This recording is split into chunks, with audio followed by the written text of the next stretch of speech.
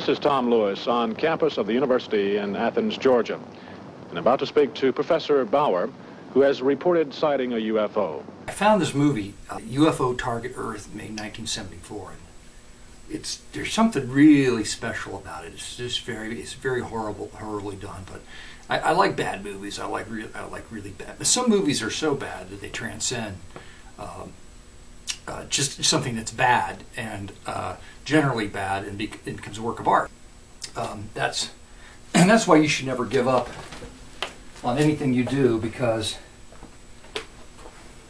like people say, well, do you have any advice for up and coming artists other than don't be like me? Well, it's that you if you're going to do it, you're going to do it. It doesn't, there's no stopping yourself. That's the thing. Professor Bauer, exactly what happened? On the way home, my car stalled on the road there. And I got out to check to see how anything I could do to fix it, what was wrong. And this strong blast of wind just threw me up against the side of the car. A few seconds later, when I could see, I saw this object pass over. First of all, I have to apologize for the alien asshole fart drawing. I think I'm influenced by things that I see, and one thing you see in almost every slapstick comedy is a fart joke. People just, and even today, I know that there's going to be a fart joke in a certain type of movie, and there will be the fart joke, and I'll laugh. And I'm laughing, even though I know, well, there's the fart joke they put in. It's just I couldn't dodge it, and it hit me. So, so I thought, an alien, how would an alien propel himself, come to Earth? The power we need emanates from you. It is the dreams of your mind, the power of imagination which will give us our freedom. That is the key. That is the energy we need. Oh, I remember it was Kronos. There's this monster movie called Kronos. Well, it is sort of a monster, but it's like a giant black box with legs that go up and down. It was made in the mid-50s. And these aliens come to Earth from another planet. And why are they here? They're here with this machine to walk around the Earth somehow and steal energy from us. The power to return, and your time will be destroyed. Nothing will be left. You will die. Only a memory in the mind of your friend will remain. And well, atomic, they used atomic energy because that was sort of like the science of the time, right? The height of science. So there were a lot of movies, of course, made about, atomic energy and the effects thereof. So there's this giant black alien going around stealing energy. Man, but today it's kind of like funny because, you wouldn't have to come to Earth to get atomic energy is just what we're made of. They could just suck it out of themselves to get it. So, if you refuse, all will end within your lifetime anyway. Your planet will crumble. Already your mind purifies itself of the memories, transforming the imagination into our needed energy. Oh boy. So I was thinking well, if I would make a 50s monster movie, the aliens would come to Earth for the methane, because that's how they power their ships, with ass power. I thought, oh, this will be funny because it's like a fart joke, right? But it's not funny. It's just disgusting. And I'm really sorry about it. Moving rather slowly, but very positively powered. I'd say it had a disc-like look to it, but it's reflecting light. It's hard to see clear, but it was very definitely an object.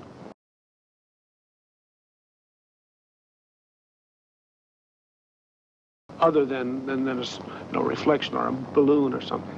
What do you think this means in the whole scope of things, the whole universe? So, but this is the thing. The whole thing of this is this movie, UFO Target Earth, and I thought wow, because it's public domain, I'll go ahead and I'll rip this whole movie and I'll create a whole series of drawings based on this movie, and it'll be great. But so I had it one evening where I was doing all these drawings that you'll see, and But I knew I wouldn't finish it. Well, I think there's no doubt about it, that somewhere, somehow, we're being visited by extraterrestrial bodies.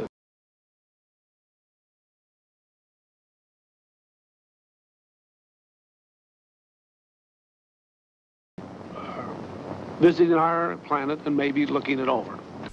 There was this news report, I don't know, one of the news channels, like something about trying to get the government to disclose to the fact that there's aliens on the planet, right?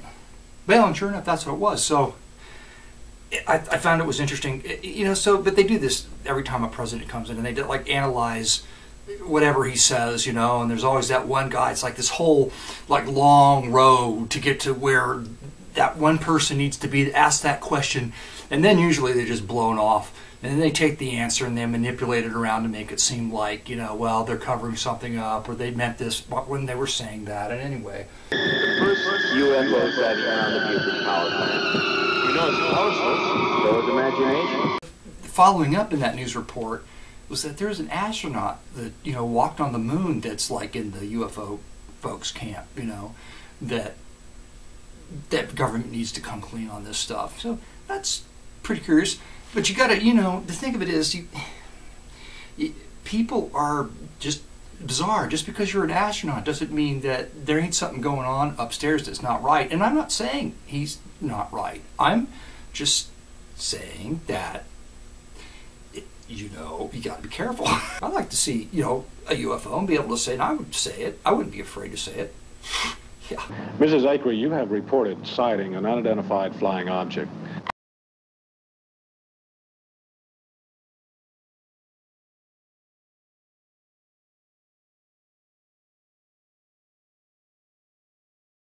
And I called the yard man's attention to it.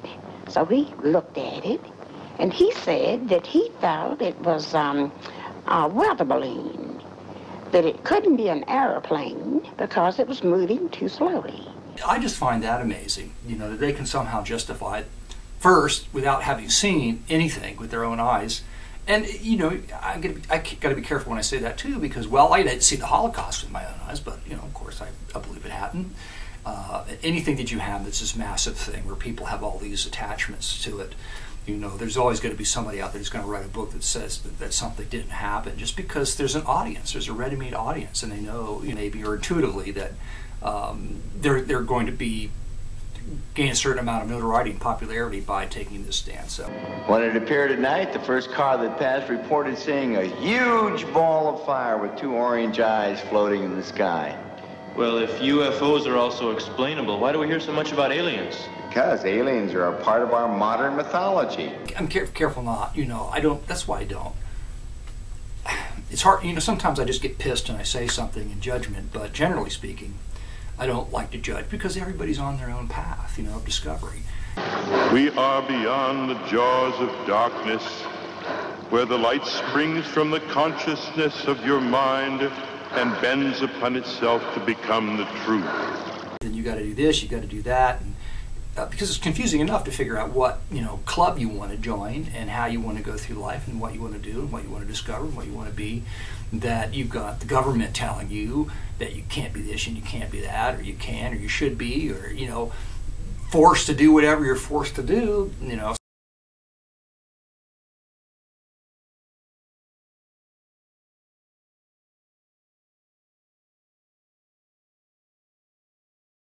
So that's why I don't particularly care to be a judge of anyone, because that person is somewhere on this path in life going from point A to point B, wherever they came from, to wherever they're going, and why should I judge?